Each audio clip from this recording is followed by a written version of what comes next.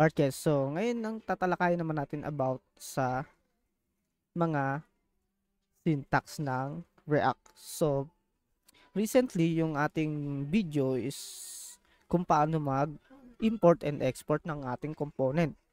So, ngayon naman, tuturo ko naman sa inyo paano naman natin gagamitin dito yung mga common HTML attributes dito sa ating mga elements. So, like class, ID, and style, and other attributes, no?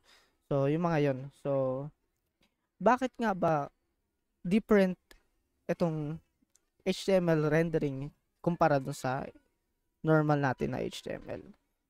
So, ito yung pinaka syntax natin sa normal na HTML. Gumagamit lang tayo ng class, 'di ba? And then meron tayo ditong assignment. So, tapos dun sa may quotation na yun, dun natin nilalagay yung mga class names, no? So, ayan. Pero, ang different niyan sa React, so, instead na class, so, ang ginagamit niya is class name. Yan. And then, dito natin nilalagay sa may quotation na to, yung class names. So, wala naman siyang different dun sa may class na sa HTML at saka sa React. So, ang pinagkaiba lang talaga is yung naming, no? So, instead na class, pinalitan niya na class name. So, ganun din sa ID. So, sa ID naman, yan. So, ang pinaka logic dito or yung pinaka palatandaan yung syntax kapag gumagamit tayo ng mga attributes na alam natin sa HTML at sa React ay hindi natin gaano alam. So, ang ginagamit niya lang is yung camel case. So, like this. So, class tapos meron siyang malaking N. So, represent as capital N. Yan. 'Di ba? So, name. Yan. So, ganyan syntax ni React. So, halimbawa, meron tayong class name dito na let's say title. So, walang different yan dun sa may style natin. O wala siyang kinalaman dun sa pag-style natin. So, basta ang alam niya is title is class name. And another. So, what if marami tayong class names? So, like this, lalagay lang naman natin yung another class name. Class name tayo. Let's say, title is big. So, ganyan. Sa styling naman natin, ganun pa rin yan.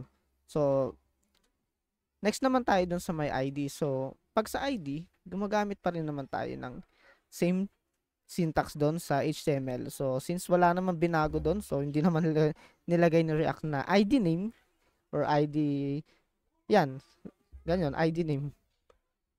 So, ang ginamit niya is same pa rin. Ganun pa rin. Doon naman tayo sa style. So, dito meron kaunting logic pagdating sa style. So, instead na ang ilagay natin is, ayan, string. So, ang tinatanggap ni React yung pinaka curly braces. So, again, ito yung pinaka syntax niya, curly braces ang, o sabihin natin braces yung pinaka magiging value niya kasi object ang ilalagay raw natin doon.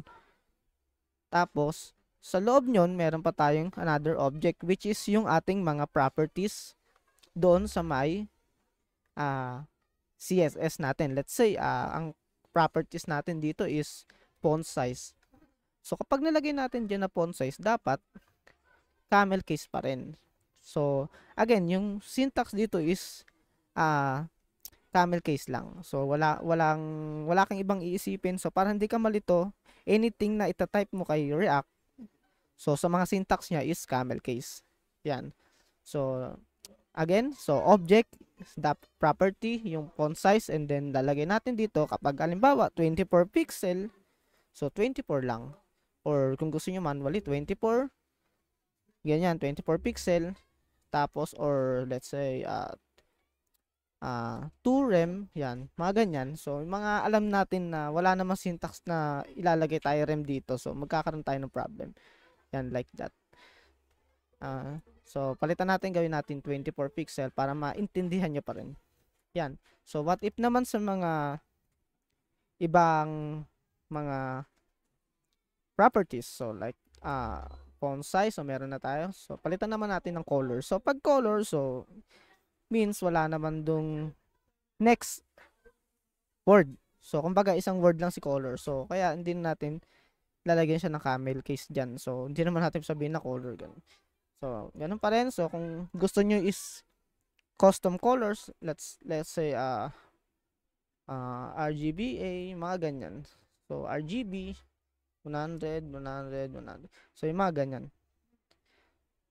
Tapos, pagdating naman sa mga display, like display, so same din, wala naman siyang next word. So, ang lalagyan natin, let's say flex, or black, mga ganyan. So, ayun lang yung pinaka-basic style or basic syntax again, na karagdagan doon sa previous video natin na about sa mga syntax.